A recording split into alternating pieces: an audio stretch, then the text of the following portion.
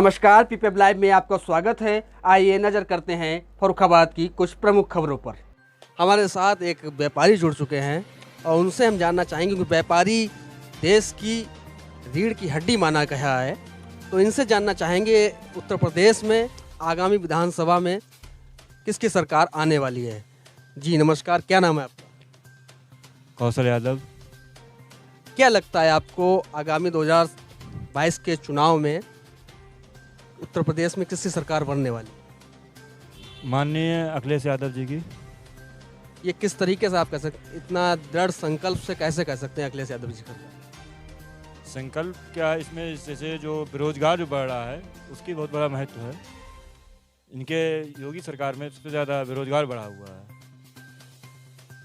योगी जी कितने प्रकार का राशन, कितने सालों से राशन बांट रहे हैं, फ्री राम मंदिर बनवा दिया, तमाम, फिर भी उनकी सरकार क्यों चली जाएगी? महंगाई पे कंट्रोल नहीं कर पा रहे हैं।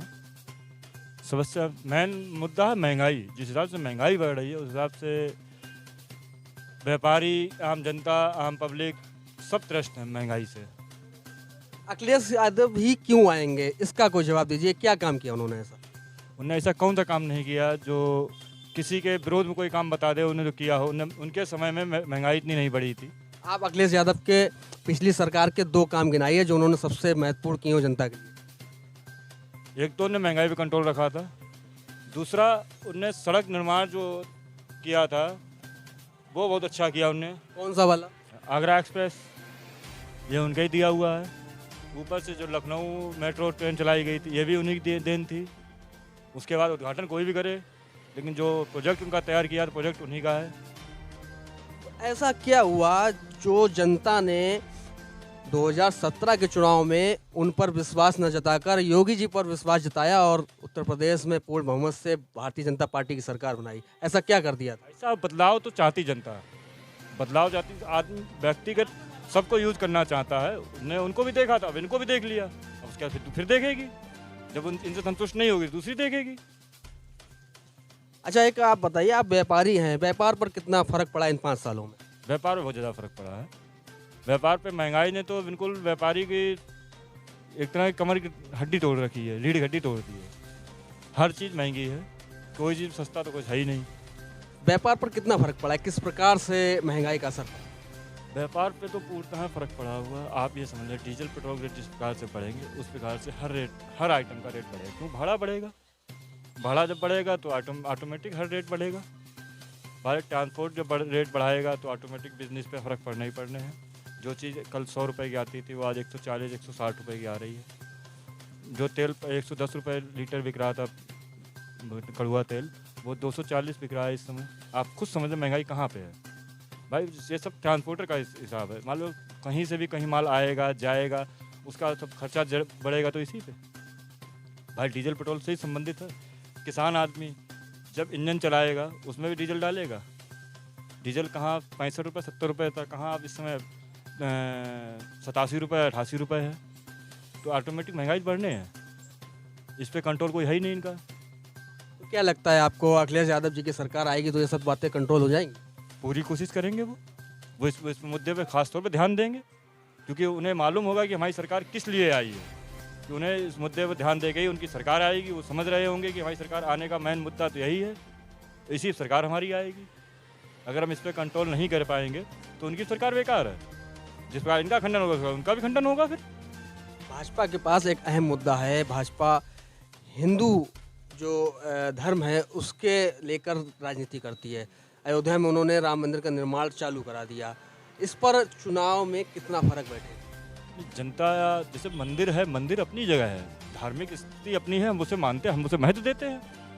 वो काम किया उन्होंने, अच्छा किया। उस काम का हमने एक बार विरोध नहीं किया, अभी भी विरोध नहीं कर रहे। लेकिन जो महंगाई पे है मेन मुद्दा, महंगाई। मंदिर तो बनेगा, उसके हम लोग पूजन करेंगे और पूजा करते हैं उसमें कोई देवराय नहीं है। पूजा करने का महत्व है, पूजा करेंगे। लेकिन जो महंगाई है उस पर ये ध्यान नहीं दे रहे, उसी के इन पर प्रभाव पड़ेगा। जो महंगाई पे कंट्रोल करें। भाजपा सरकार ने व्यापारियों के लिए क्या किया? अभी तक कुछ नहीं किया। क्या होना चाहिए? होना क्या चाहिए था, व्यापारियों को सुविधा देनी चाहिए थी। जिस प्रकार से अभी फिलहाल अभी लॉकडाउन आपने किया था, व्यापारियों का जब मान लो आपने 3 महीने 4 महीने दुकान बंद रखी है व्यापारी की, उस पर बंद होने पे भी विद्युत बिजली बिल देना पड़ा व्यापारियों को। भाई जब 3 महीने उसने बिजली यूज़ नहीं की, लेकिन तब भी कॉमर्शियल बिल उस पर लग के आया, उसे कॉमर्शियल बिल देना पड़ा।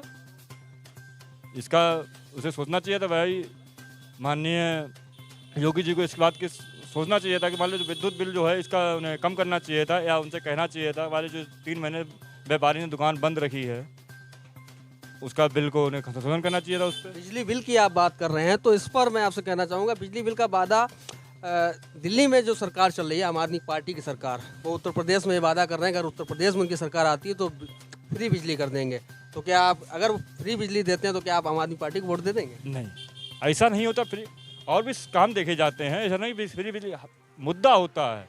मुद्दा अपनी जगह है, फ्री की अपनी जगह। फ्री मान लो ये जो राशन फ्री मिल रहा है, इससे आम जनता को प्रभाव जरूर है, लेकिन उससे सुविधा वो नहीं है।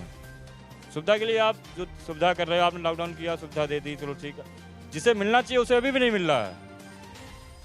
आपके कहने का मतलब है राशन जो है पात्र व्यक्ति को नहीं मिल पा रहा है, इसके पीछे क्या कारण? अब इसके कारण तो उनकी नीतियां हैं, अपनी अपनी नीतियां होती हैं। बहुत से लोगों को तो अभी तक राशन कार्ड नहीं बने हुए हैं। डिजिटल इंडिया चल रहा है, राशन कार्ड डिजिटल तौर पर बन रहे हैं। मोदी जी बार बार अपने भाषणों में कहते हैं कि डिजिटल इंडिया की ओर देश बढ़ रहा है, तो राशन कार्ड कैसे नहीं बन पा रहे? राशन कार्ड वाले, हर आदमी इतना पढ़ा लिखा नहीं होता है, वो इधर उधर भटकता है, उसे 4 जगह दौड़ना पड़ता है, 4 जगह 4 काम करने पड़ते हैं। आधार कार्ड के लिए इसमें आधार कार्ड की लाइन लगती है, जब तक आधार कार्ड नहीं बनेगा तो उसका राशन कार्ड नहीं बनेगा। आपको क्या लगता है इन सब जो आपने समस्याएं बताई हैं, इन सबको सुचारू रूप से, मतलब सरल तरीके से क्या होना चाहिए, सरल हो जाए? इन्हें सरल तो अपनी नीतियों से सरल करें। उन्हें जो आधार कार्ड जो बन रहे हैं इनको संशोधन करें, जगह जगह के कैंप लगवाएं। जैसे शुरू में जब इन्हें कैंप लगवाए थे वैसे कैंप लगवाएं आप, उस विकास तब बनेंगे। मान लो राशन कार्ड तो हर साल बनेगा, वो आधार कार्ड तो हर साल बनेगा भाई। हर साल बच्चा बना के 18 का होगा, 15 का होगा, पैदा भी होगा, उसका भी राशन कार्ड। अब उसका भी आधार कार्ड, उसका आधार कार्ड बनने के लिए वो लाइन लगे जाके, सुबह 5 बजे लाइन लगती है, और 5 बजे लाइन लगा, नंबर आ गया तो आ गया, नहीं तो आ गया, फिर कल जाओ, फिर लाइन लगो जाके वहाँ पे लाइन में खड़ा कर। तो ये थे हमारे साथ फतेहगढ़ के एक व्यापारी। किस चीज़ की दुकान है? हमारा गिफ्ट सेंटर है। गिफ्ट सेंटर की दुकान चलाते हैं। इन्होंने सरकार के काफ़ी मुद्दों पे हमारे जवाब दिए हैं और किन किन समस्याओं से जनता जूझ रही है। तो आप इसी प्रकार हमारे साथ जुड़े रहिए पीपल लाइव के साथ। हम और आप लोग काफ़ी लोगों से आपको इंट्रोड्यूस कराएंगे इसी प्रकार से। कैमरामैन सौरभ गुप्ता के साथ मैं पंकज प्रकाश, फर्रुखाबाद।